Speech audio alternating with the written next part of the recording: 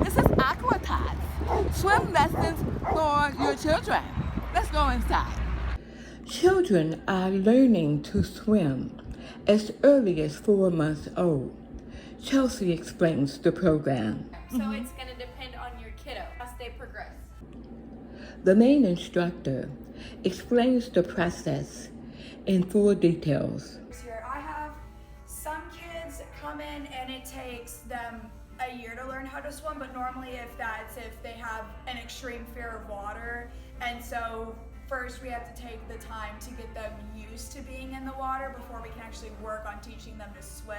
The instructor explains that a 4-month-old can learn to swim. They have to stay in our very first level, level 1, until they're a year old, because of level 2, we start having stuff where the kids need to be mobile to be able to do it, and until they're a year old, they're normally not mobile enough to do it.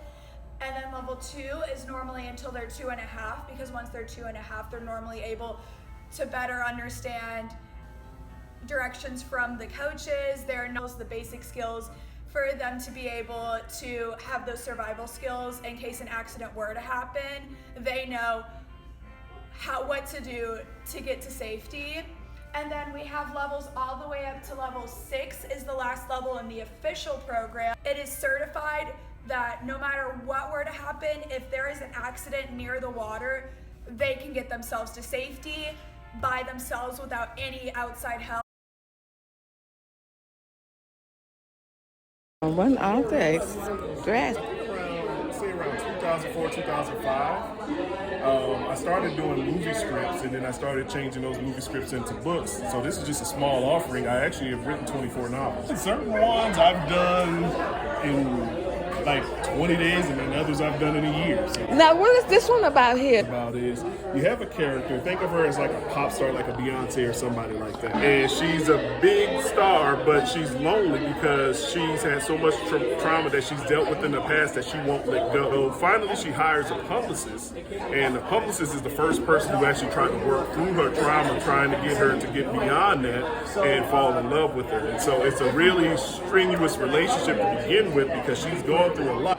Your graphic designs, they're awesome. So I have a guy who I use online, and I let him do one of my books. And after I saw what he did with one of the books, he's been my guy for every book after that. Ms. Costa, a guest panelist, discusses writing from her perspective. What are the main takeaways? I would say number one would be you have to plan. I think it's harder to write without a plan, without an outline, which I know is a pain in the neck, but you only have to do it once, and once you do it, it's done. I think the second thing I would say is really important is finding a publisher that's right for you. Or self-publishing, taking on that role of self-publishing, and make a checklist, because it's step by step. Like, do this, check. Now do this, check. You don't have to think about what to do.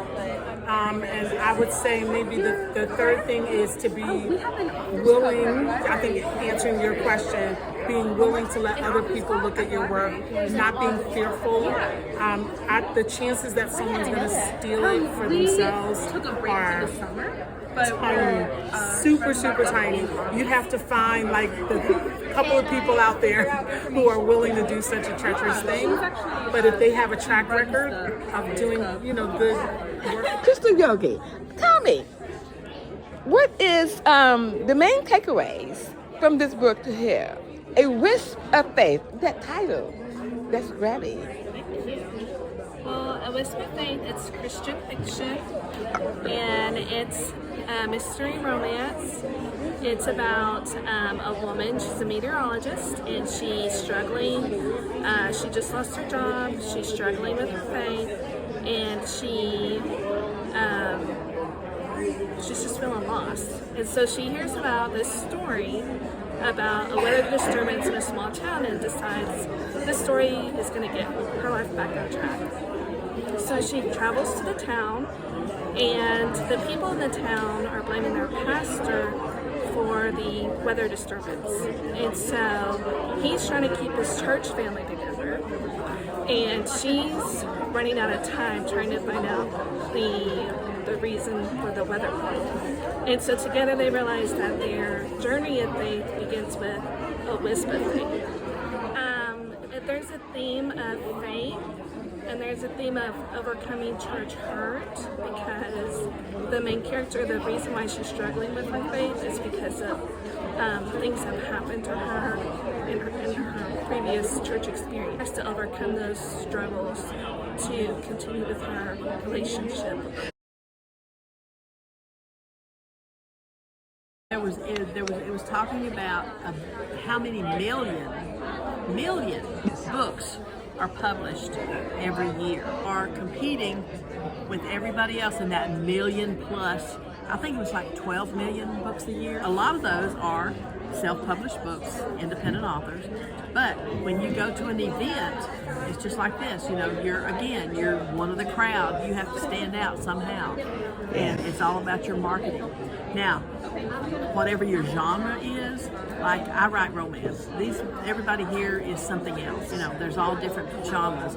If I were in a spot where it was only romance, then your opportunities for sales goes up. Marketing is the hardest part of it. Tell me more about it. Well, the first thing I found out was that once a publisher buys your book, it's theirs. And it may sit on a shelf 2 to 3 years before they publish it, because they go by what's the market trend. So, first of all, it may be 2 to 3 years before my book is published. Second, if they publish it and I'm lucky enough to get any kind of a advance, then I get nothing else until that advance gets paid back in sales. So the publishing company gets a piece of the pie, your agent gets a piece of the pie, and then you get what's left. And who most traditional publishers, now like independent small press publishers, you can get to without an agent. So your agent gets a piece, the publishing house gets a piece. If you have a publicist, they're not going to get a piece, but you have to pay them. So all these people are getting a piece of the pie, and then you're over here with crumbs. So if I've got to do all that myself, then I'll just learn how to self-publish. And so that's what I did. The thing with self-publishing is you have to pay to get all this stuff done. You have to pay to have it edited. You have to pay to get a book cover. You have to pay to get it proofread. All these things, and getting it ready to publish. If you're doing it yourself, you know, if you're doing the self-publishing, then you still have to do those things. Then when you sell your book, you get all of it. Health Watch. It's a good thing to start your day with prayer, a little organic lemon water, and get active mentally and physically at the top of your day. Stress relief is priority, as it is a major contributor to health issues and problems that many face in today's world. The body is already healed. We have everything we need. We have to be proactive about our diet and managing our stress in order for these solutions to manifest on a regular basis. To clear up most health problems, it's important that you have the Word of God. In the book of Genesis, He says, I have given you every herb. That's proof that we are really biblically designed from the earth, and we require earthly products, fruits and vegetables, to maintain an earthly body. That's how God started it in the beginning. It's important to renew your mind to this fact and simply make a change from a heavy meat-eating diet to a more herb-based diet and follow God's plan. Search the scriptures for His desired path for you to follow in your dietary substances.